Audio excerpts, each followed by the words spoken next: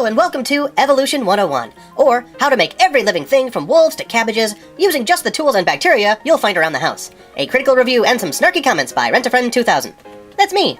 Whee! The site I am reviewing is called Evolution 101, and will be presented by me with no editing, though plenty of editorials. And in those few places where parts were cut out for brevity, I make note of it being done.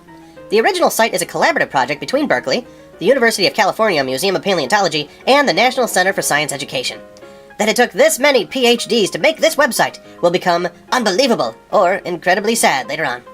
Their words on the blog will appear in a normal font, while my words will be bold, with boldness nearly approaching Zesty Buffalo Ranch bold.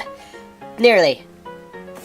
The story is very simple. I decided one day to read up on the basics of evolution, and so I googled, because that's a verb now, I googled icons of evolution for high schoolers. One of the top search results was this website, which calls itself Evolution 101. I saw the URL, evolution.berkeley.edu, and decided I probably could not pick a better representation of the evolutionary sciences, especially now that both Charles Chuck D. Darwin and Carl Billion Sagan are both dead. When I saw the material before me was due in part to the University of California Museum of Paleontology and the National Center for Science Education, I was certain of it. Surely, a URL from BU, the UCMP, and NCSE must be A-OK. IMHO, no JK. Though, once I read their HTML, I was all OMGNR and totally ROTFLOL. Yeah, totally.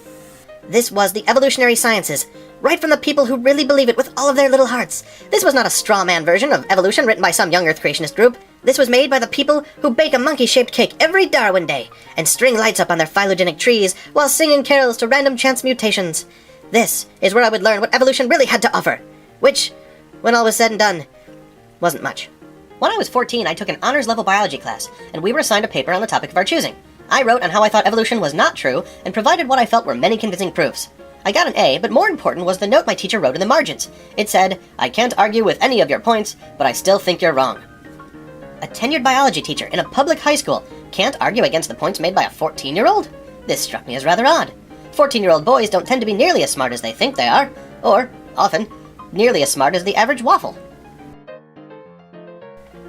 Yet this man with a college degree, many years as a biology teacher at the honors level, and a fresh pair of academic khaki pants couldn't argue with any of my points? He was given proofs against evolution, could do nothing to refute me, but stuck to his faith in evolution as fact. Is this how evolutionists are, I wondered. Surely a man with a classroom set of microscopes under his command must know the evolution as well as a man in khaki pants can know it, right? But maybe he did not. This is where I figured Berkeley could save the day for Chuck D. and the old professor. I thought, if there is anyone who should be able to make a good case for evolution, it is these authors of Evolution 101. Read on, dear friends, and prepare to be disappointed.